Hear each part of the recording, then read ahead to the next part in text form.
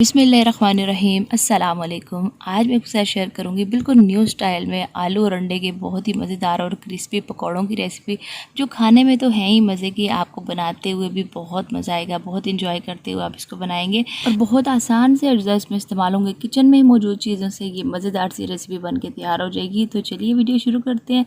यहाँ पर आधा किलो मैंने आलू ले लिए हैं, जिनको मैंने नमक डाल के पहले बॉयल कर लिया था और उसके बाद मैंने फ्रिज में रख दिया था। इसको ठंडे हो चुके हैं। अब इसको एक एक करके तो हमने इनको पोटैटो मैशर की मदद से मैश कर लेना है और उसके बाद हम नेक्स्ट स्टेप की तरफ चलते हैं। सारे आलू मैश हो चुके हैं। आप एक चटपटा सा मिक्सचर तैयार करेंगे, तो इसमें मैंने मसाले शामिल करने, 1 चाय का चम्मच नमक, 1 चाय का चम्मच कुटी हुई लाल मिर्च शामिल कर दी है, आधा चाय का चम्मच हल्दी शामिल की, अभी एक थोड़ी सी शामिल की, थोड़ी सी आगे चल के मैंने शामिल की थी।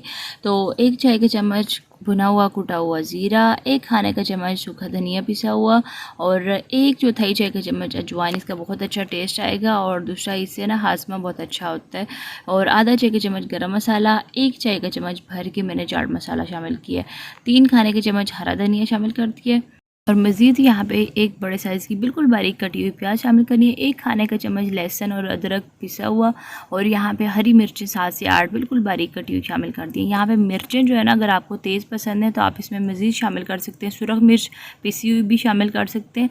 तो यहाँ पर मैंने अच्छे तरीके से इस मिक्सचर को मिक्स कर लिया और इस स्टेज पर मैंने थोड़ी सी हल्दी मज़ीद शामिल की थी। तो टोटल इस रेसिपी में ना आधा चाय का चम्मच हल्दी आपने शामिल करनी है।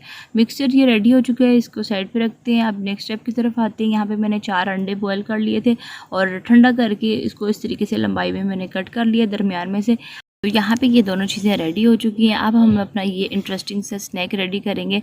तो अंडे का एक पीस हमने उठाया और थोड़ा सा आलू का मिक्सचर को उठा के तो इसके ऊपर रख देना है और अपने हथेली की मदद से ना इसको प्रेस करते जाएंगे और जितनी शेप में ये अंडा है ना, उतनी ही शेप में हमने आलू के मिक्सचर को ऊपर फैला देना है। और ये जर्दी वाला जितना पार्ट है ना, इसको हमने फिल कर लेना है, कहीं से भी हमने खुला नहीं छोड़ना। और इस तरीके से अपनी हथेली में रख के ना तो फिंगर की मदद से प्रेस करते जाएंगे और इसको एक पूरे अंडे की शेप दे लेंगे। और ये देख सकते हैं माशाल्लाह से बहुत ही मज़ेदार सा हमारा ये स्नैक जो है ये बन गया है।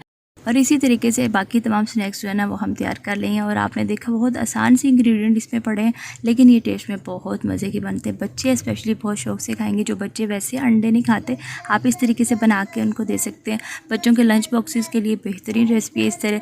इसके अलावा शाम के स्नैक के तौर पर भी आप बच्चों को दे सकते हैं। तो इस तरीके से हमने तमाम स्नैक्स जो हैं यहाँ पे रेडी कर लिए हैं।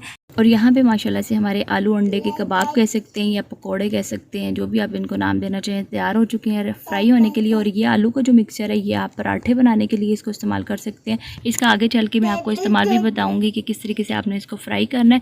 तो इन दोनों चीज़ों को साइड पर रखते हैं। आप इसके लिए एक घोल तैयार करेंगे जो इसकी बाइंडिंग का काम करेगा।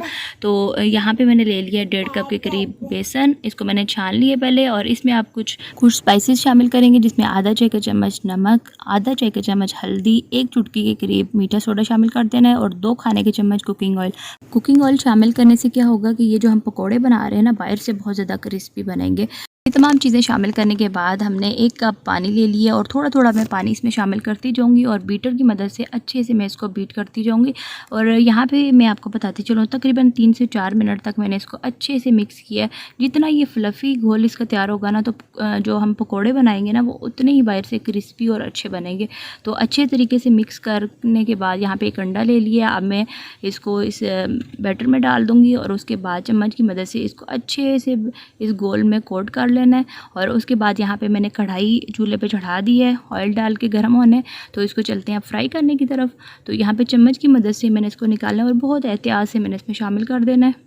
और इसी तरीके से दूसरा अंडा जो है ये भी मैंने इसमें शामिल कर दिया और फ़ौरन से हमने इसको मिक्स नहीं करना, बल्कि चम्मच की मदद से थोड़ा थोड़ा ऑयल में इसके ऊपर डालती जाऊँगी, थोड़ा सा इसको खुश्क होने देंगे ऊपर से। उसके बाद इसकी साइड को हमने पलटना है। स्टार्ट में मैंने चूल्हे की आंच को तेज़ रखा हुआ था, लेकिन जब ये शामिल करेंगे ना उसके बाद दरमियानी आग पे तकरीबन 4 से 5 मिनट तक हमने इसको फ्राई करना है। और तमाम साइड से थोड़ी थोड़ी देर के बाद साइड इसकी पलटते जाएंगे ताकि तमाम साइड से ना इक्वल एक जैसा कलर आए और अच्छे से क्रिस्पी से हमारे ये पकौड़े जो हैं ये बन के तैयार हों। तकरीबन 5 से 6 मिनट तक मैंने इसको दरमियानी आग पे फ्राई किया है। तमाम साइड से बहुत अच्छा सा एक जैसा कलर आ चुका है और बहुत ही क्रिस्पी सी हमारे पकोड़े बन के तैयार हुए हैं। तो इनको मैं निकाल लूँगी और नेक्स्ट बैच इसमें शामिल कर देंगे। और ये जब निकालेंगे ना तो चूल्हे की आग को थोड़ा सा हल्का कर देंगे, क्योंकि ऑयल बहुत ज़्यादा उसका टेम्परेचर हाई होगा। तो यहाँ पर ये जो आलू का मिक्सचर बचा था उससे मैंने छोटी छोटी सी इसी तरीके से कबाब बना लिए और इस बैटर में मैंने मिक्स करके तो ये मैं फ्राई कर लूँगी। इस तरीके से भी आप इसको फ्राई करके तो एंजॉय कर सकते हैं, बहुत मज़े के लगते हैं। तो यहाँ पे ये भी मैंने दूसरा भी शामिल कर दिया और इस तरीके से बाकी भी मैं इसमें डाल के तो इसी तरीके से फ्राई कर लूँगी। और उसके बाद मैं आपको इसकी फ़ाइनल लुक दिखाती हूँ। तो थोड़ी देर के बाद हमने इसकी साइड को पलटना है, फ़ौरन से आपने इसको पलटना नहीं है, नहीं तो फिर ये जो ऊपर से बैटर है ना ये सारा उतर जाएगा। तो यहाँ पे ये हमारे मज़ेदार से स्नैक ये भी रेडी हो चुके हैं। अब इनको डिश आउट करके मैं आपको दिखाती हूँ। तो माशाल्लाह ये आप देख सकते हैं मज़ेदार सा हमारा प्लेटर जो है ये रेडी हो चुका है। और इसको मैं आपको काट के भी दिखाती हूँ। तो आपने देखा कि बहुत ही आसान से इंग्रेडिएंट इसमें पड़े हैं, कोई बहुत ज़्यादा मुश्किल चीज़ें इसमें इस्तेमाल नहीं हमने की, लेकिन बहुत मज़े के ये स्नैक बन के तैयार होते हैं। तो इसके साथ ही आप इसको केचप के साथ खा सकते हैं या फिर आप पुदीने की चटनी के साथ भी बहुत मज़े के लगते हैं। तो इसके साथ मैं आपसे इजाज़त चाहती हूँ। वीडियो को लाइक और शेयर ज़रूर करिएगा। चैनल पर अगर आपने फर्स्ट टाइम विजिट किया तो उसको सब्सक्राइब करके ऑल नोटिफिकेशन को ज़रूर प्रेस करिएगा, ताकि मेरी तमाम वीडियो की जो नोटिफिकेशन है आपको टाइम टू टाइम मिलती रहे।